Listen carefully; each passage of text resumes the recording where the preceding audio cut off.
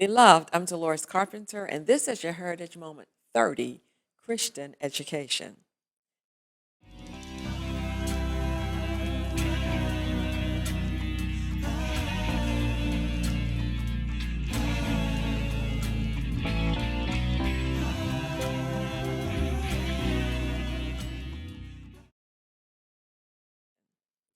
Reverend Dr. James Tim's book, The Rise of Religious Education Among Black Baptists, gives us our overview.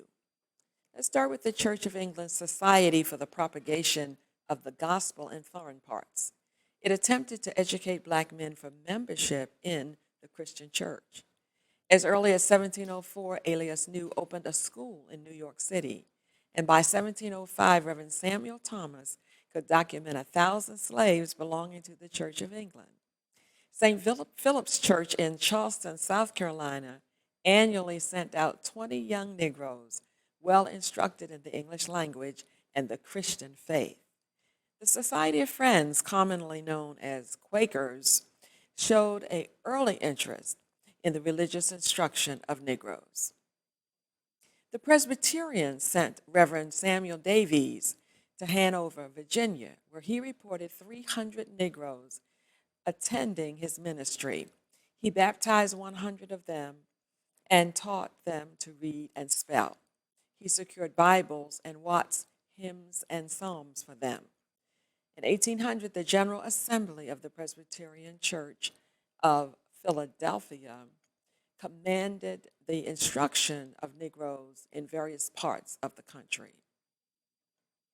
In 1785, the Methodist Conference recorded a concern for the establishment of Sunday schools for poor children, both white and black.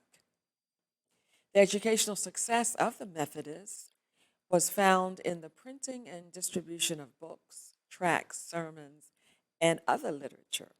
Black Methodists, such as Richard Allen, tried to combine evangelism with basic education.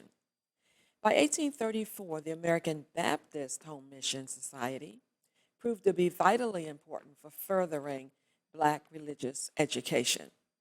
Sunday instruction flourished, sometimes using oral instruction to evade state anti-literacy laws. Some Sunday schools used a speller and reader for young children and the Bible for older Negroes. The 1890s and 1900s, the International Sunday School Convention hired black staff. The Christian Endeavor movement became the model for the formal organizations of youth work in black churches. A few black congregations employed a social worker, often under the direction of the Christian Education Department. A set of resolutions was passed calling for the establishment of night schools for Catholics to have access to religious education in Washington, D.C.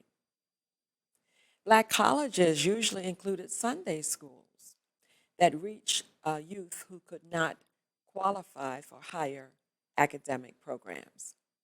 Throughout the 1920s, 30s, and 40s, black churches built large and effective Sunday schools and youth departments. The Reverend Dr. Ernest Clarence Smith, pastor of the Metropolitan Baptist Church in Washington, D.C., wrote 16 Christian education books to enable Negroes to participate fully as citizens. Black female leaders, such as Mary McLeod Bethune and Nannie Helen Barrows, led large numbers of black church women to clean up alleys and to improve educational opportunities for blacks. Throughout the 1940s and 50s, and in collaboration with civil rights activists, church educational departments gave rise to improvement societies and equal opportunity committees, including voter registration and literacy training. The National Committee of Black Churchmen was founded in 1967. It established an educational committee to address the educational needs of Black people with components of Black history, Black church history, and Saturday ethnic schools. In 1971, a group of editors from several Black denominations met for the first time to develop separate Black church curricula.